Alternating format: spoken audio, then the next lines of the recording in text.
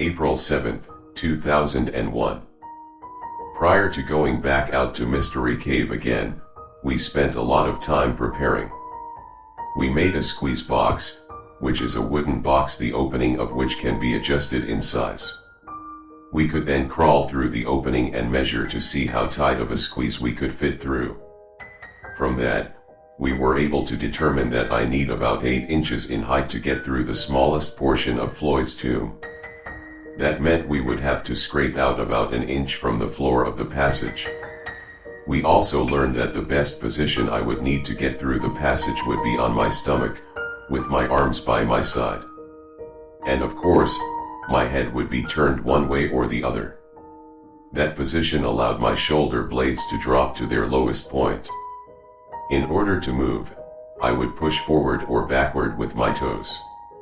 It sounds difficult but felt adequate. Later it proved to work sufficiently. The second thing we did to prepare was to construct the tools we invented to work with in the cave. I came up with a clever way to chip away inside of the passage without having to climb inside. I had my neighbor weld together several lengths of steel pipe in a manner that would allow us to take it apart while we climbed down to the tomb, but still have the strength necessary to hold up to a blow from a hammer once it was together. We made our own tips that we could screw into our pipe to reach the area we needed to work on. B came up with a cool design for a scraper using angle iron. He had his neighbor welded together. It proved to be an invaluable tool for scraping and removing the rock. We were both proud of our inventions. I also made a device to hold my drill that attached to our pipe. We ended up not using it since B's scraper device worked so well. I took an oath. I made a vow. I would not leave the cave until I had made it through the passage, conquered Floyd's tomb. This would be the trip. It had been a long time since we had been out to Mystery. We had been busy, though. We had made the tools we had talked about. It was fun coming up with ideas for tools. Also, we made a squeeze box to determine the best technique for getting through the tight spot. Plus we knew about how much rock we need to remove before we could get through.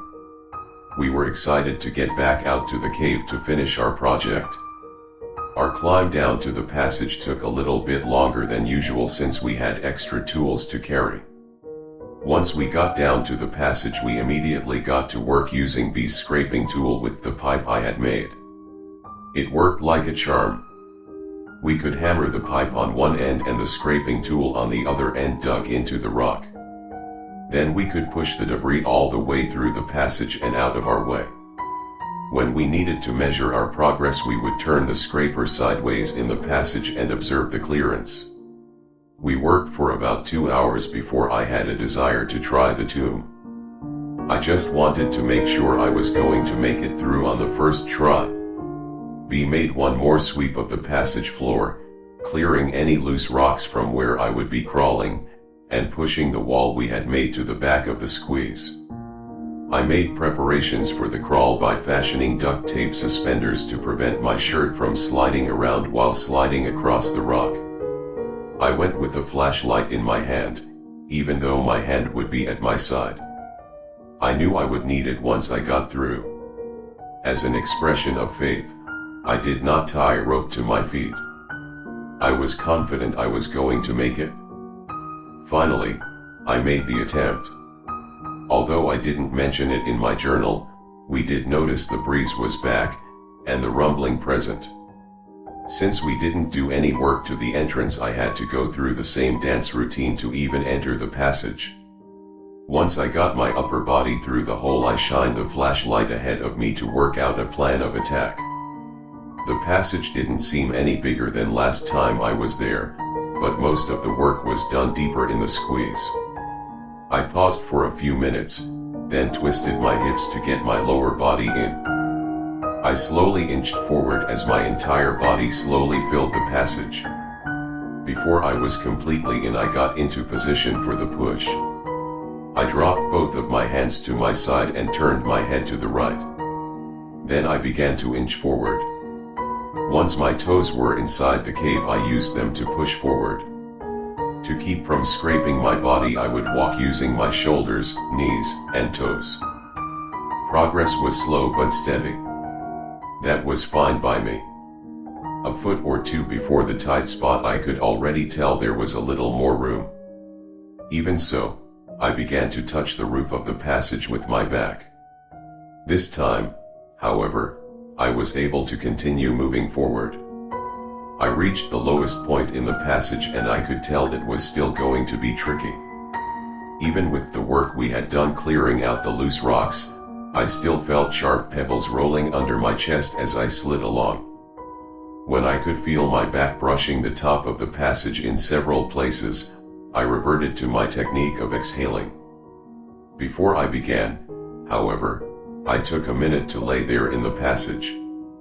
I could see the glow of B's flashlight as the rays of light managed to squeeze past my body. I could feel the cool breeze evaporate the drops of dirty sweat on my forehead. I could feel 1,000 sharp edges dig into the surface of my skin. I felt the twinge of excitement as I realized that the goal we had set out to achieve weeks ago was about to be realized. This thought alone made me want to keep moving, no matter how tight the passage became. I breathed in and out rapidly for a few moments, then began. Exhale. Scoot. Stop to catch my breath. Repeat. After just a few inches of scooting, I could raise my head off the floor of the squeeze and tell that the passage was beginning to open up. I relayed this information to B and we both took a few seconds to celebrate. During the rest of the slide through the passage, B was cheering me on. Virgin Passage and Neil Armstrong territory were the phrases he kept repeating. I was grinning ear to ear. Even though the passage was beginning to get larger, it was still slow going. I had to continue scooting along for another 1.5 feet before I could slide my arms underneath me to use them to crawl. At that point, I felt my journey was essentially over. I was able to sit up slightly and move the rock wall we had erected several trips ago. Those rocks served as a somber reminder that a little caution would be wise. I shouted back to B that I was through. We both took a moment to congratulate ourselves on our success. B would likely never be able to squeeze through the passage and see what I was seeing, so I gave him a description of what the cave looked like. At this point, I only had my mini-mag, so I could not see very far into the passage. The end of the passage made a gentle right turn and seemed to go for a ways. I was unable to do anything at this point but sit, due to the size of the passage. All of the broken rocks we had pushed through Floyd's tomb were around me at this point. There were no other signs of human intrusion. I had to wait until B passed me my helmet light to get a better feel for the cave.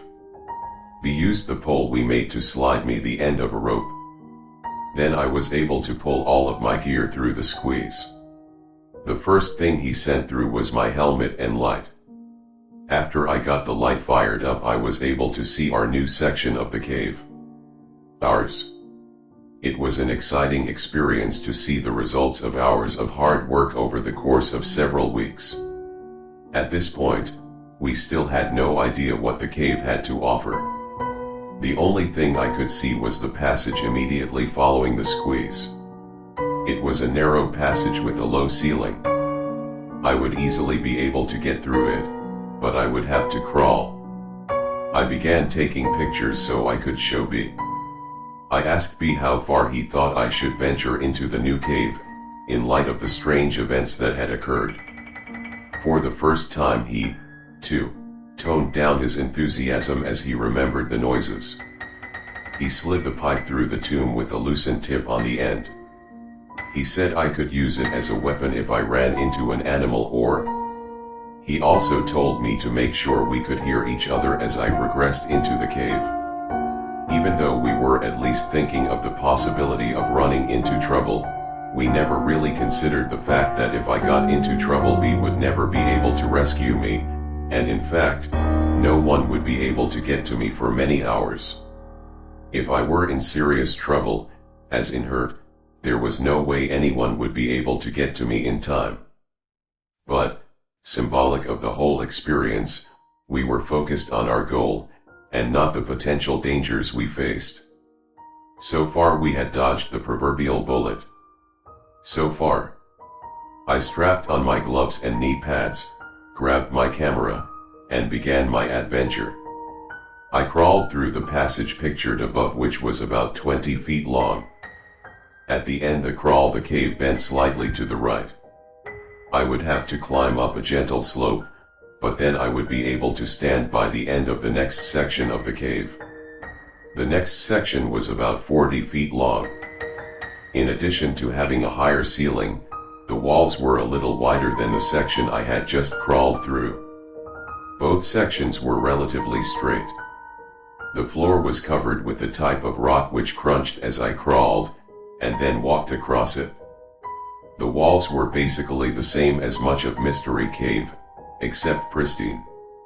It was obvious no one had been there before me.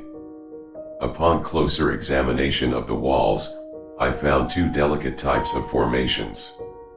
The first resembled several chunks of grated cheese tied together on one end, with the rest of the cheese just flopping down. The second formation was just tiny strands of rock, thinner than human hair. It looked pretty cool. I found several examples of both kinds of formations. I was not even through the second section of cave and I could barely hear. Cave's passages are not very acoustically friendly. I shouted to him that I would go for 1/2 hour then return. He said that would be fine, and to be careful. Then I proceeded to explore some more. I could walk nearly upright at this point. I was on the third straight section of the cave when I discovered a crystal formation on the wall to my right. It was in several layers on the wall, resembling clear candle wax that was allowed to melt and drip down the wall. There were several small stalactite-looking formations formed by these crystals. The longest was about 4 inches in length. There would have been one much longer, judging by the size of the base, but it had broken off. I looked to see if I could locate where it ended up, but I couldn't find it. The passages continued on for another 100 feet or so before the cave opened up a little. It was at the end of a short straight segment of the cave. At the very end of the segment, the cave made a bend to the left and opened up into a room. Just at the point where the room began, there was a round rock that appeared to be leaning against the wall. This seemed odd, but singular formations are common in caves, so it is by no means unique. I had crawled and stepped over several large chunks of rock that fell down from the ceiling, but this one was more round than the others. Once past the rock, the room opened up to a height of about 15 feet. It was about 15 feet in width and about 30 feet in length. At the far end of the room, there was another passage leading straight out. As I entered the room, I had an eerie feeling. It was like the old saying that I felt like I was being watched. Once again the excitement of the new find faded, and the memories of the mysterious side of the cave crept back into mind. Suddenly I felt very alone. Fortunately for my ego, I was nearly out of time and had to get back to B before my half hour was up. I took several pictures of the room. I was going to just get a feel for how long the next passage was when something caught my attention. On the left side of the room on the wall at about eye level, I discovered what appeared to be hieroglyphics. It was a single drawing that almost appeared to be just part of the rock coloration. It looked like very crude representations of people, standing below a symbol. I was pumped. This meant that there had to be another entrance to this cave. Even if the entrance was closed or blocked, it might mean an opportunity to open it and get B into the cave. I took another look at the drawing to make sure I could describe it to B. Then I took some more pictures and headed back to B. When I got back to the squeeze, I could barely talk fast enough to let B know everything I had discovered. He was just as excited to hear about our newly found treasures. As we debated what our next move would be, I began to send my gear back through the tomb to B. I told him it would be best if we got someone else to come back with me, in case something happened. He agreed. Once I got all of my gear through, I was faced with the wonderful task of having to negotiate Floyd's tomb again. Theoretically, a person should be able to get out of a passage he just crawled through by simply reversing what he just did. If he contorts his body a certain way to get in, he should be able to get into the same position to get out. In practice, this may not prove to be possible or practical. Such was the case with the tomb. I determined in advance that I would attempt to go headfirst back through the squeeze. I knew that I could definitely make it by going feet first, but that would mean backing up all the way through the tomb. That would take a long time and be very exhausting. My only concern in going headfirst was when I got to the end of the squeeze. I would have to get through the hole we had made without the benefit of being able to twist my body. Oh, well. I chose to go headfirst and deal with the exit when I got to it. I started into the squeeze very close to the tight spot, so at least I would have it over with soon. It turned out to be tricky getting through. I had to shift my hips to the right a little to get through. But I just kept plugging away at it. My hands were once again by my side. My head was turned to the right and I was scooting with my toes. And once again I was using my head as a gauge to tell when I was at the tight spot, then when I was past it. I seemed to get tired a little quicker on the way up. Must have been from all of the work we had done to get through. I was a little over halfway through when something bizarre happened. I was laying there taking a brief break when I heard a sound deep within the cave. It was the faint, but distinct sound of rock sliding on rock. My blood froze in its veins. I couldn't move. I just lay there straining to hear the sound again. Nothing. I quickly began to scoot toward the exit. I didn't mention the sound to B, but I did recall one of our earlier trips when B said he heard the same thing. The task of getting out of our hole turned out to be as painful as I thought it would be. I had to put my arms overhead and force my shoulders through the hole. I definitely left some skin behind as I slipped through. B helped me as I wiggled my upper body out of the passage. Then I could catch myself and ease my lower body out of the tomb. I was out. B and I shook hands and began to load up our gear. I was trying to listen to any sounds coming from the hole, but we were making too much noise gathering our stuff. As much as I looked forward to getting into the passage, it was a relief to get back out. That is pretty much how I feel about caves in general. I love to go in, but I feel good when I get back out again. Something strange happened with the pictures I took in the new part of the cave. The pictures I took in the passage leading up to the large room all turned out just fine. Strangely, none of the pictures taken in the room turned out. Pictures of the round rock, and more importantly pictures of the hieroglyphics I saw. Pictures taken before and after the room turned out great, but the negatives of the photos taken in the room were clear. Nothing. I remember what the hieroglyphics looked like, so I drew a picture to give you an idea of what I saw. It's a crude drawing of what I saw, but it's accurate. The first thing I thought when I saw it was Blair Witch Project. It kind of has the same feel to it. This symbol was in the center and several figures that looked like people raising their hands were below this.